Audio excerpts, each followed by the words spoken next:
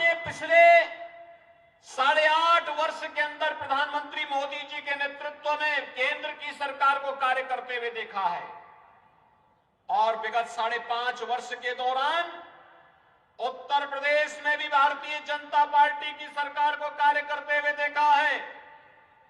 कोई व्यक्ति नहीं कह सकता है कि शासन की योजना का लाभ चेहरा देख करके दिया है। हमने तो 2014 में ही प्रधानमंत्री मोदी जी ने घोषणा कर दी थी सबका साथ सबका विकास का। भाइयों बहनों, इससे बड़ा उदाहरण और क्या हो सकता है। कोरोना कालखंड में आपने देखा होगा, कोरोना कालखंड सदी की सबसे बड़ी महामारी कोरोना थी। दुनिया के अंदर लाखों लोग मर रहे थे। भारत के अंदर प्रधानमंत्री मोदी जी के नेतृत्व में पूरा देश उनके नेतृत्व में जिस मजबूती के साथ लड़ाई लड़ रहा था, इसलिए कोविड का मॉडल देने में सफल रहे।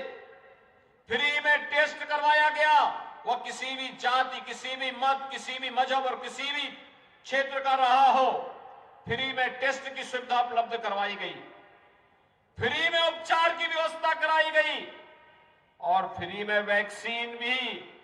ये समाजवादी तमाम प्रकार के झूठे अफवाह फैला रहे थे, लेकिन भाइयों बहनों, आखिर यही वैक्सीन कोरोना जैसी महामारी से बचाव में कारगर साबित हुआ और वैक्सीन फ्री में उपलब्ध करवाने का काम, डबल डोज के अलावा प्रिकॉशन डोज भी फ्री में देने का काम ये प्रधानमंत्री मोदी जी ने किया।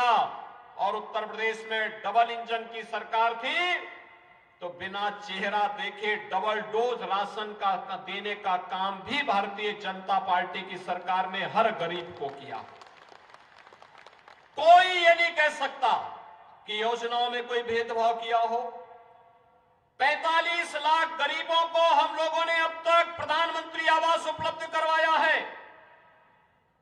2,61,00,000 गरीबों को ग्रामीण क्षेत्र में, 10 लाख गरीबों को शहरी क्षेत्र में एक शौचालय उपलब्ध करवाने का कार्य किया है।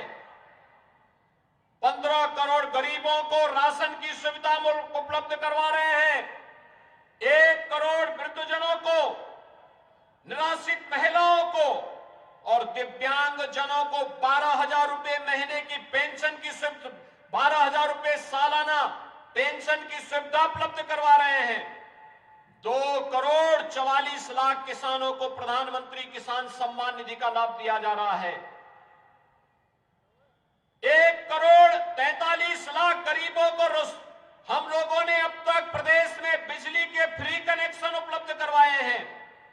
और भाइयों बहनों, 1,63,00,000 से अधिक गरीबों को उज्ज्वला योजना के फ्री में रसोई गैस के कनेक्शन भी उपलब्ध करवाए हैं। कोई नहीं कह सकता कि किसी का चेहरा देख करके योजना का लाभ दिया गया है। जो उत्तर प्रदेश का नागरिक है, पात्रता की श्रेणी में आता है, उसके कोई जाति, कोई मत, कोई मजहब, प्रदेश के किसी भी जनपद का हो, हमने योजना उस तक पहुंचाने का काम किया। बिना भेदभाव के योजनाओं को उन तक पहुंचाने का काम किया।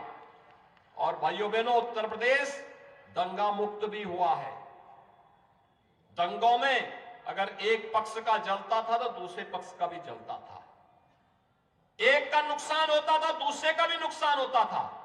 हम लोगों ने तो कहा कि भाई प्रदेश को दंगा मुक्त करना है, कर्फ्यू मुक्त करना है, और दंगा मुक्त और कर्फ्यू मुक्त हुआ तो प्रदेश में निवेश आना प्रारंभ हुआ, प्रदेश में रोजगार मिलना प्रारंभ हुआ, लोगों के जीवन में परिवर्तन आया।